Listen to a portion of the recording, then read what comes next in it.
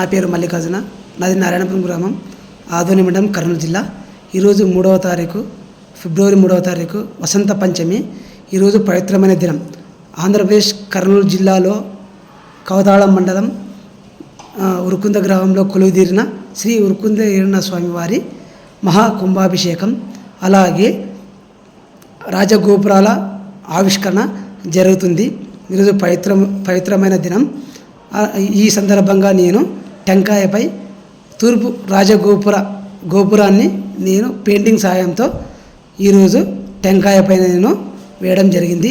దాదాపు నాకు 3 గంటల సమయం పట్టింది. Thank you.